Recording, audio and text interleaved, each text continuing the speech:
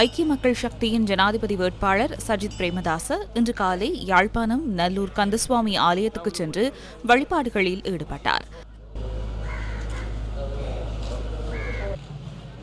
ஐக்கிய மக்கள் சக்தியின் பிரதி செயலாளரும் வடமாகாண பிரதான அமைப்பாளருமான உமாச்சந்திரா பிரகாஷ், கட்சியின் யாழ் மாவட்ட அமைப்பாளர்கள், கட்சி உறுப்பினர்கள் உள்ளிட்டோரும் இதில் கலந்து கொண்டிருந்தனர்.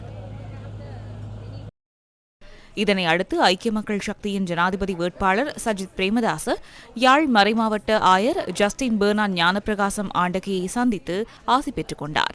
எதிர்வரும் ஜனாதிபதி தேர்தல் நடவடிக்கைகளுக்காகவும் ஆட்சிக்கு வந்ததன் பின்னர் தமது தேர்தல் விஞ்ஞாபனத்தை வெற்றிகரமாக முன்னெடுக்க வேண்டியும் சஜித் பிரேமதாச இதன்போது ஆசி பெற்றுக் கொண்டார்.